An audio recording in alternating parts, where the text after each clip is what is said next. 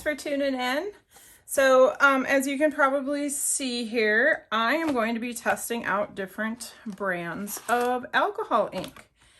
And I'm super excited about this because it seems like depending on the brand of your ink and of course the type of resin you're using and your timing, and there's all kinds of things that go into it, but I get different results when I use different inks in the same resin. So I normally use the Pixiss alcohol ink, and I just get this on Amazon. It's kind of a generic brand.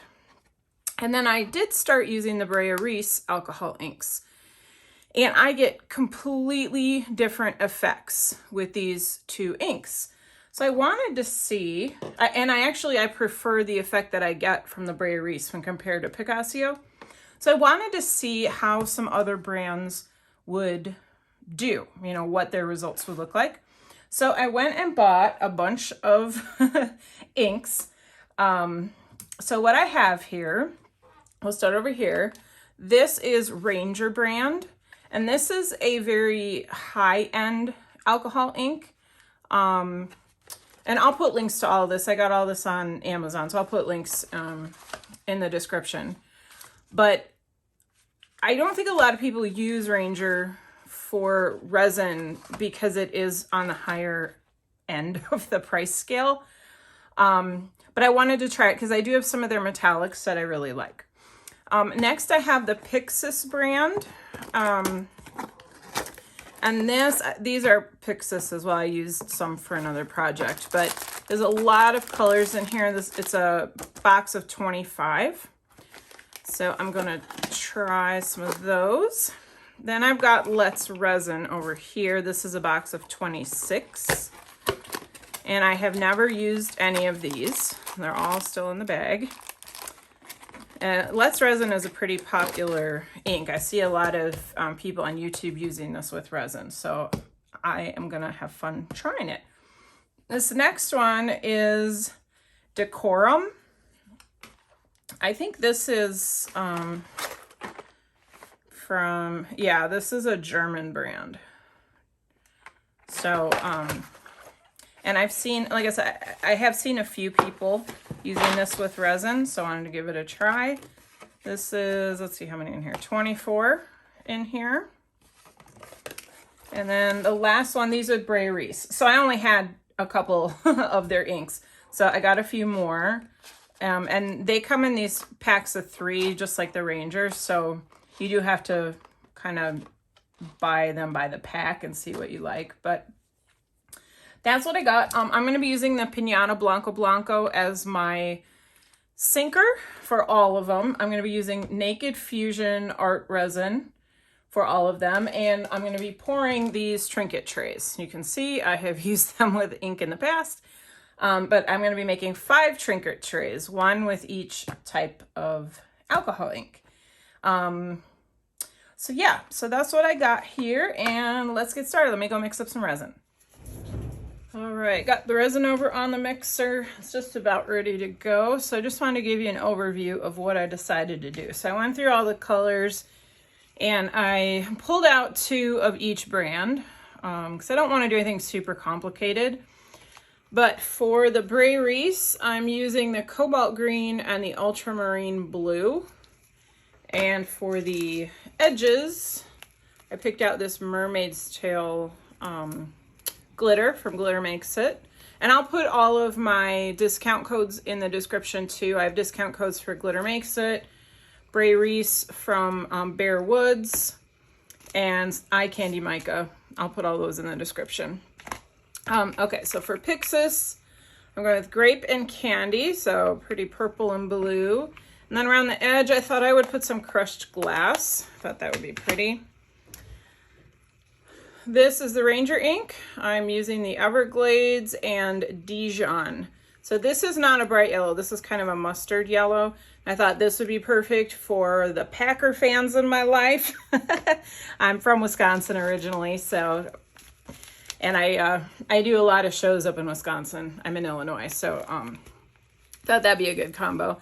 And then Little Bunny Foo Foo as the edge glitter. It's not quite as dark as these two alcohol inks, but I think it still look pretty. And this is the DecoRum. So I'm doing black and turquoise. I've done combinations of black and other colors in some pours, and they turn out really pretty. So I thought I'd give it a try with this brand. And then the eye candy, I'm using the Ronin Black, which is just a hint on the charcoal side, not like a straight pure black. And then my Let's Resin, I'm using, I don't even know how to pronounce this, Sugarlight. It's a really dark, rich red, but it's not quite burgundy, but almost. And then orange. So this will be kind of a fall combo. And then campfire glitter around that edge. So I didn't want to do them all with glitter. Well, that's not true. I always want glitter, but I thought I'd mix it up a little bit. Before I pour though, I want to show you. So this one was made with that Pixiss. So this is what that looks like. So what I'm going to be looking for when I demold all of these is to see if I get feathering, and if so, how extreme is it? And then I'm also going to look at it from the side and see, you know, how far it drops and if there's blobs on the top or not. And then on the pour side, I'm going to look at the edges here and see how far it pulls in while it's curing. I like mine to stay all the way up to the edge. You know, I don't want like this clear empty space around my color. So this one did not really turn out how I wanted it because it pulled in. But I found that different alcohol inks stick better. They stay out a little bit better. But it really just depends on your resin temperature. And I think the ink, some of the inks are going to spread really far, and then some of them don't spread as far. And I think that has something to do with it too. So that's what I'm going to be looking at tomorrow when I demold these. All right, so I just mixed up my little edge glitter here. And the reason I'm putting this in is just in case the alcohol ink doesn't drop on the sides. I don't want to end up with clear sides like that one I just showed you. You know, there's going to be some clear, I would assume. When I've used alcohol inks before, I always end up with some clear spots on the edges, and that's okay, but I don't want like the whole thing clear. So that's about a ½ ounce. These tray molds take 5 ounces, a tad more than 5, maybe 5.5. I'm only putting 4 ounces in today because I am gonna probably end up putting a solid color back on these because it makes the colors pop better. So I'm probably gonna put black on the back of these. So now I'm gonna pour the clear. Now I have not let my resin sit. This is just straight off the mixer. And the reason I'm doing it that way, I know you can let it sit and thicken up, and that'll prevent the blobs, but I want to do them all the same for one. And whenever I do these in the past, whenever I've done them in the past, I've done them right away. I haven't waited. That one that I just showed you, I didn't wait. I did that one immediately after I mixed up the resin. So I want to compare apples to apples, and that means I'm going to do it right away. So some of these, I might end up with a ton of blobs. They may need you to wait a little bit longer and let the resin thicken up before you put the white in. But I've never used any of these inks before, so I have no idea. So this is going to be a learning thing for me too, not just a comparison. And you'll also find that the different colors in a brand will react differently too. So like I'm using the green and blue here, but they may perform differently than a red and a yellow from that same brand. So you really do have to get to know your products that you're using. I'll just torch it real quick. So one thing to know when you're working with alcohol inks You cannot use a torch when you're just dropping these on the top. You will light the alcohol on fire, which is never fun. So be really careful if you are using a torch. Okay, so I decided on a couple of these, I want some extra sparkle. So I have this glitter, iridescent glitter. It's alcohol ink, and it's from Brae Reese. And all you do is just drop it in before, oh, you know what? I don't see it. Just dropped straight down, I think. Well, I guess since I started, I'll finish. Maybe you're supposed to drop this on top. I don't know. Okay, so now let me go ahead, and I think for this one I want it to go from blue on one side to green on the other side.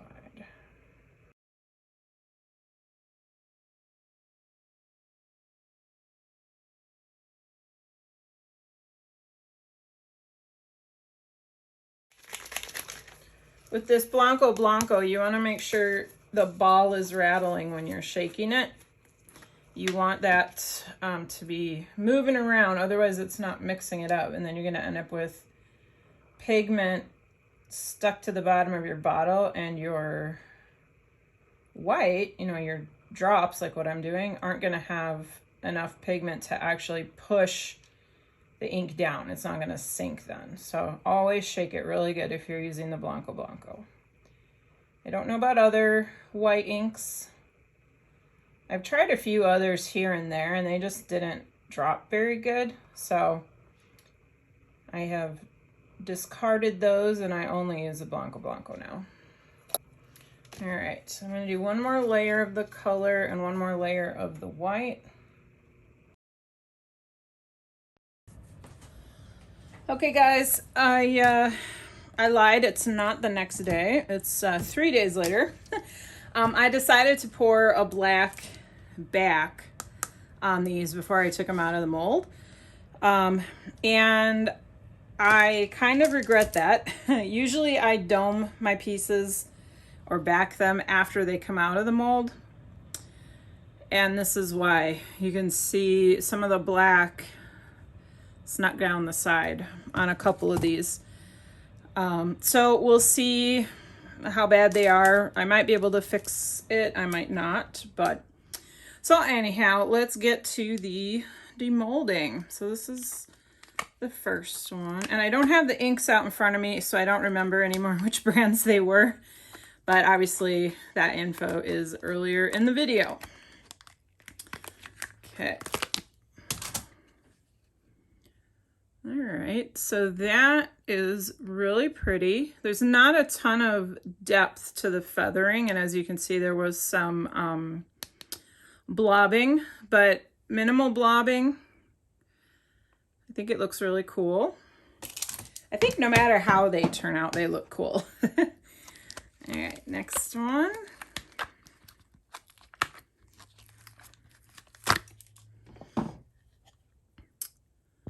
All right, same thing, very minimal feathering and a little bit of blobbing. This is where I squirted that extra white.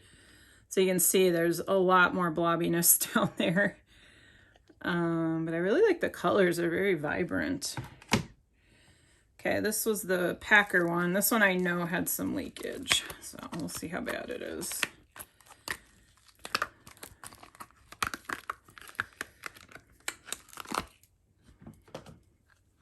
Okay, so a little bit deeper on the feathering here.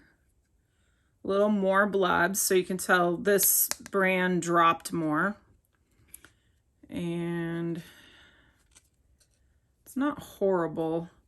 I can probably sand it off, but then I'm gonna have to sand around the whole thing to make it kind of, you know, blend in, and then probably polish it up, but I think I can save it. Okay. This one.